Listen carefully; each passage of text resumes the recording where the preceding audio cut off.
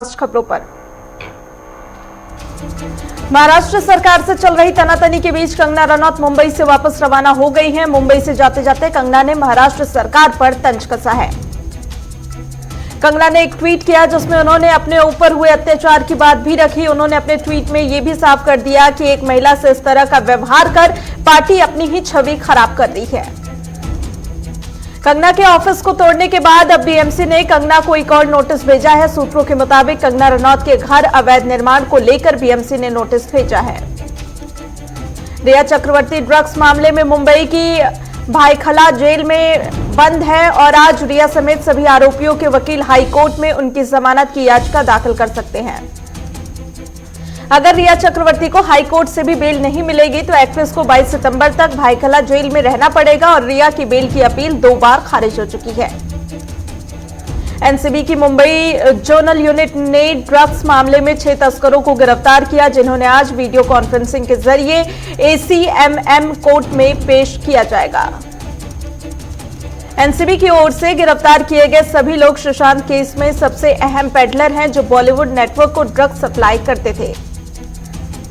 आज से संसद के मानसून सत्र की शुरुआत हो गई है। मानसून सत्र में चीन सीमा पर गतिरोध, कोरोना वायरस महामारी से निपटने और देश के कमजोर आर्थिक स्थिति जैसे मुद्दे छाए रहने की संभावना है। इसके साथ ही आज से राज्यसभा के उपसभापति के चुनाव के लिए वोट भी डाले जाएंगे, जिसमें जेडीयू के हरिवंश और मनोज झा अपने आमने सामने हैं। मानसून सत्र की शुरुआत से पहले संसद परिसर में सैनिटाइजेशन का कार्य किया गया। इसी के साथ कार्रवाई में हिस्सा लेने वाले सांसदों का आज कोविड परीक्षण किया गया। कांग्रेस लोकसभा में चीन की ओर से घुसपैठ की कोशिश को उठाने जा रही है और इसी बीच कांग्रेस नेता अधीर रंजन चौधरी ने चीन के मुद्दे पर स्थगन प्रस्ताव का नोटिस दिया है।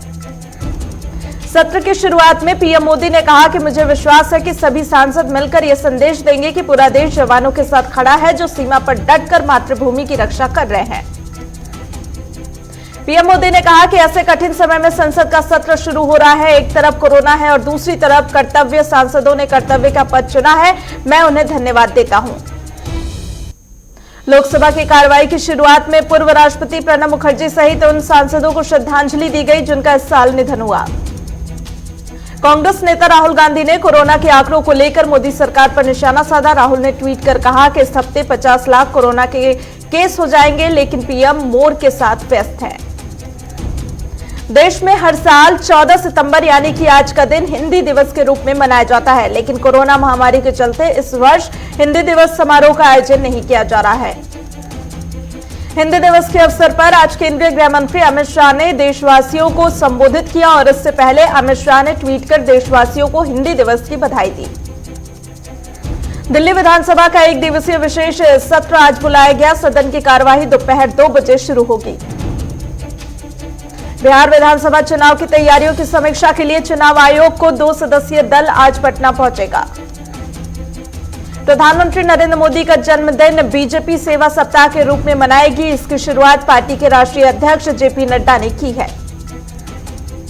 यह सेवा सप्ताह आज से 20 सितंबर तक मनाया जाएगा और इसी दौरान पार्टी कार्यकर्ता रक्तदान शिविर, वृद्धजनों के बीच फल वितरण के साथ अन्य सेवा के काम करते नजर आएंगे। सेवा सप्ताह के दौरान होने वाले कार्यक्रम की थीम भी 70 रखी गई है और सेवा सप्ताह के दौरान देश के हर मंडल में 70 दिव्यांग लोगों को उनकी जरूरत के सामान दिए जाएंगे।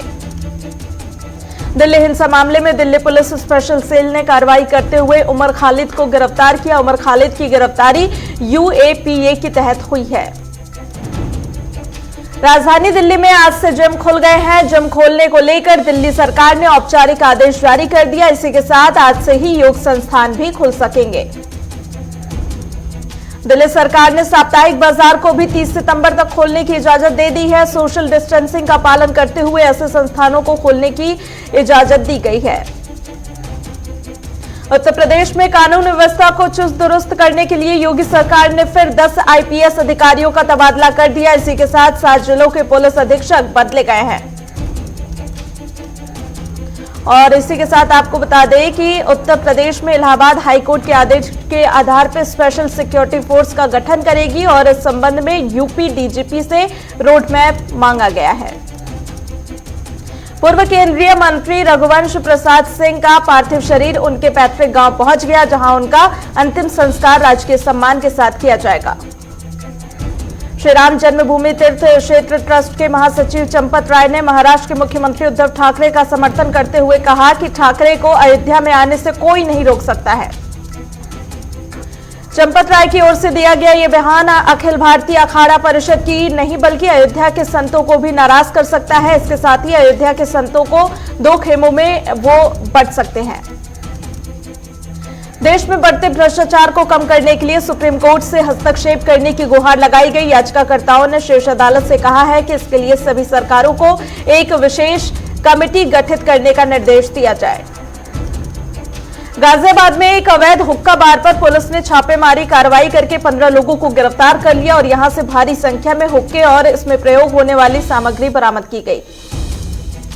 कानपुर में विकास दुबे केस से जुड़े आरोपियों के खिलाफ जल्द मनी लॉन्ड्रिंग के तहत केस दर्ज किया जाएगा। ईडी मुख्यालय ने लखनऊ के जोनल कार्यालय को इसकी मंजूरी दे दी है। इस मामले में विकास दुबे और उसके परिजनों के अलावा उसके करीबी फाइनेंसर जय वाजपेयी की संपत्ति की भी जांच की जाएगी। कानपुर से मुंबई के बीच शुरू हुई फ्लाइट का शेड्यूल कल से बदल जाएगा। कानपुर से मुंबई के बीच चलने वाली फ्लाइट वर्तमान में सोमवार, बुधवार, शुक्रवार और रविवार को है। एयरलाइंस कंपनी गो एयर 21 सितंबर से श्रीनगर से मुंबई के बीच सीधी विमान सेवा शुरू करने जा रही है। श्रीनगर और मुंबई के बीच यह पहली सीधी विमान सेवा होगी। भारतीय मौसम विभाग ने अगले 5 दिन तक पूर्वी उत्तर प्रदेश समेत देश के विभिन्न इलाकों में भारी बारिश की चेतावनी जारी की है। भारत में कोरोना से संक्रमित मामलों की संख्या बढ़कर 48 लाख के पार जा पहुंची है और इस वायरस से अब तक 79,000 लोगों की मौत हो चुकी है। कोरोना से सबसे ज्यादा प्रभावित महाराष्ट्र में पिछले 24 घंटे में 22,543 नए मामले सामने आए, जिसके बाद संक्रमण के कुल मामलों का आंकड़ा 10,60,308 तक पहुंच चुका है। मेघालय की राजधानी शिलांग स्थित राजभवन में के कम से कम 30 कर्मचारियों के कोरोना वायरस से संक्रमित होने की पुष्टि हुई है। लखीमपुर खीरी में तेज रफ्तार का कहर देखने को मिला, जहां पर अज्ञात वाहन ने सैर पर निकले 2 युवकों को टक्कर मार दी, जिससे एक की मौके पर ही मौत हो गई। बस्ती में पूर्वांचल राज्य हिंदू महासभा के शांति मार्च निकाला और कहा कि पूरे उत्तर प्रदेश में ब्राह्मण समाज टारगेट बन गया है। महोबा में जिस व्यापारी को वसूली की रकम न देने पर गोली मारी गई थी, उसकी कानपुर में इलाज के दौरान मौत हो गई। मृतक ने एसपी पर रिश्वत लेने के आरोप लगाए थे।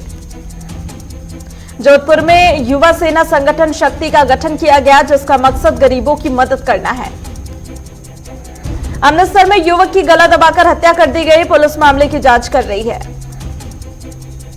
पीलीभीत में ग्राम प्रधान की दबंगई के चलते परिवार अब पलायन करने को मजबूर है। दबंग प्रधान ने पीड़ित परिवार का मकान तोड़वा दिया।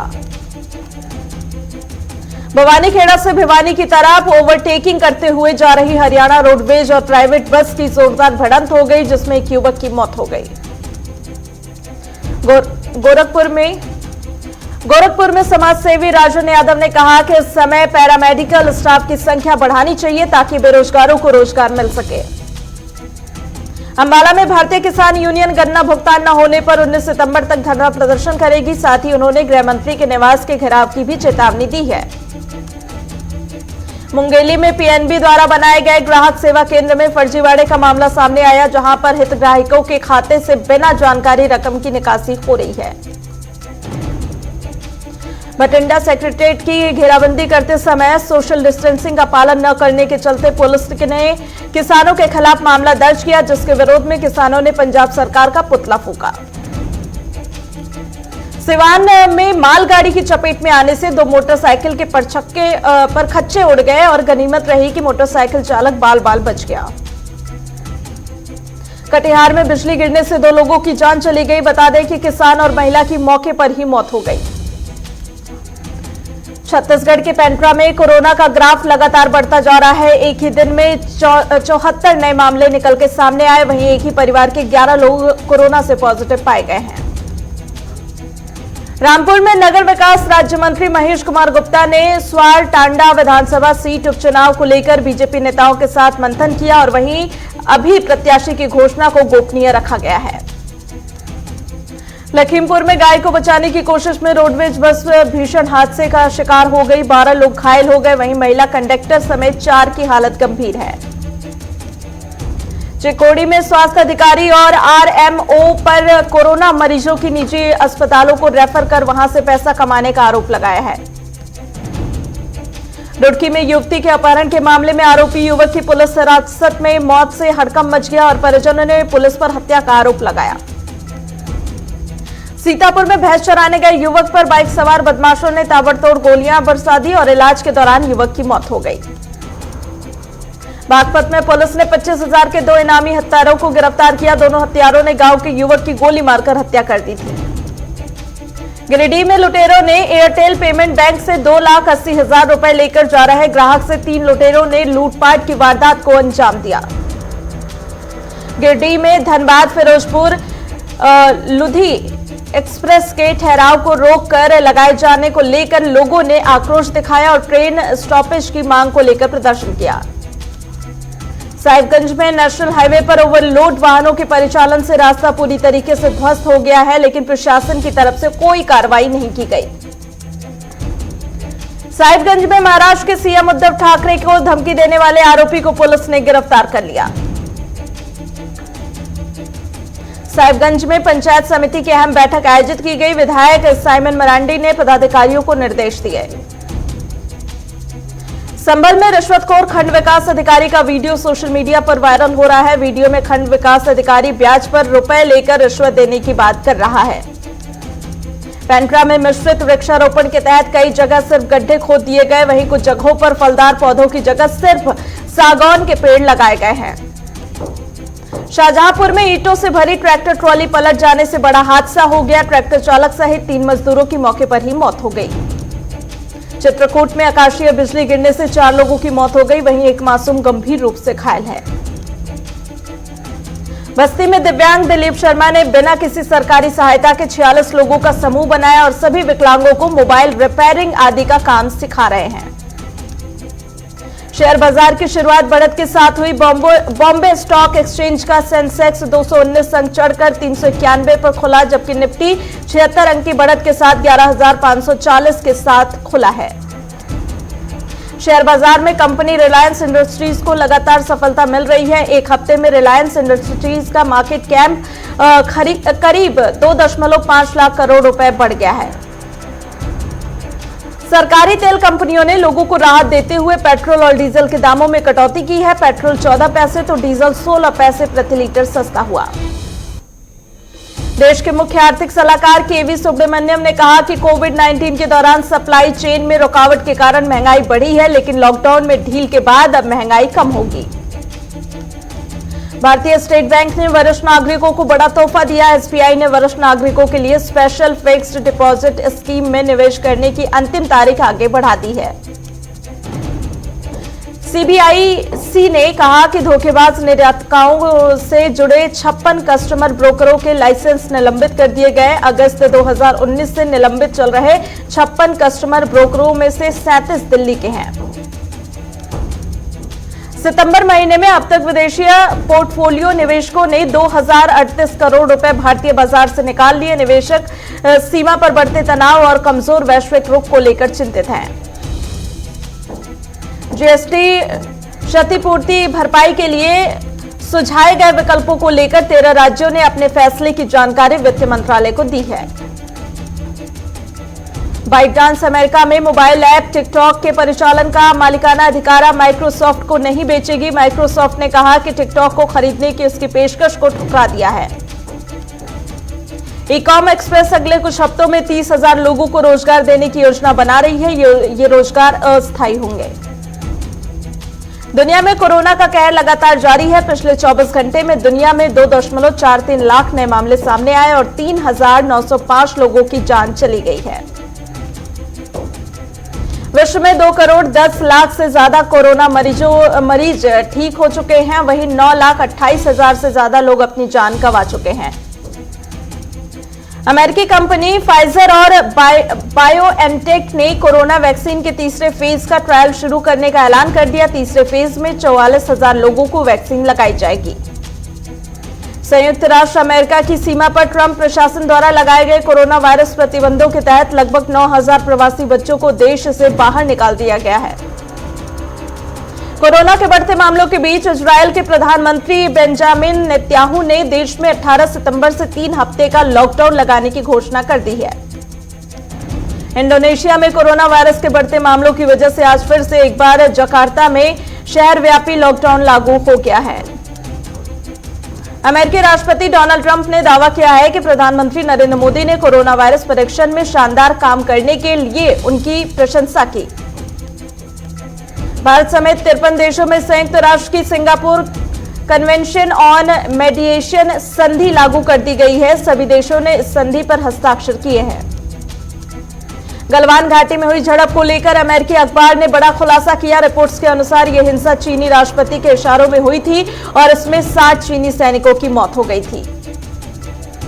अलबामा की एक महिला ने मानवता का अनोखी मिसाल पेश की है। उसने गिरफ्तार करने वाले पुलिस अधिकारी की जिंदगी बचाने के लिए अपनी किडनी डोनेट कर दी। एक्टर प्रकाश राज ने एक्ट्रेस कंगना रनौत का मजाक उड़ाया। उन्होंने कहा कि अगर एक फिल्म से कंगना सोचती हैं कि वह रानी लक्ष्मीबाई हैं, तो दीपिका पद्मावती हैं और ऋतिक अकबर हैं। सूरत के कपड़ा व्यवसायी ने कंगना रनौत का समर्थन करते हुए मणिकर्णिका प्रिंट वाली साड़ी मार्केट में उतार दी है। बिग बॉस के 14वें सीजन का ग्रैंड प्रीमियर 3 अक्टूबर को होगा। कलर्स ने तारीख का ऐलान करते हुए प्रोमो भी जारी कर दिया है। अंकिता लोखंडे का सपोर्ट करने पर एक्ट्रेस देवुलीना यूजर्स के निशाने पर आ गई। यूजर्स एक्ट्रेस की तुलना रिया चक्रवर्ती से कर रहे हैं। निर्माता विकास गुप्ता ने सुशांत सिंह राजपूत को खास अंदाज में श्रद्धांजलि दी। विकास गुप्ता ने गरीब और जरूरतमंद बच्चों को खाना खिलाकर सुशांत सिंह राजपूत को श्रद्धांजलि दी। डोमिनिक थीम ने यूएस ओपन मेंस सिंगल्स का खिताब अपने नाम कर लिया। डोमिनिक ने फाइनल मुकाबले में जर्मनी के अलेक्जेंडर को मात दे दी। अंतर्राष्ट्रीय क्रिकेट परिषद ने यूएई के क्रिकेटरों और आमिर हयात को अशफाक अहमद को भ्रष्टाचार के आरोप में निलंबित कर दिया। इंग्लैंड ने दूसरे वनडे मैच में ऑस्ट्रेलिया को 24 रनों से मात दे दी। इसी के साथ 3 वनडे मैचों की सीरीज 1-1 से बराबर पर हो गई है। रेडबुल ने भारतीय टीम के क्रिकेट लोकेश राहुल पर डॉक्यूमेंट्री बनाई। राहुल के ऊपर बने इस डॉक्यूमेंट्री को KL Rahul shut out the noise नाम दिया गया है। स्पॉट फिक्सिंग प्रतिबंध खत्म होने के बाद श्रीसंत ने कहा कि अब मैं खेलने के लिए स्वतंत्र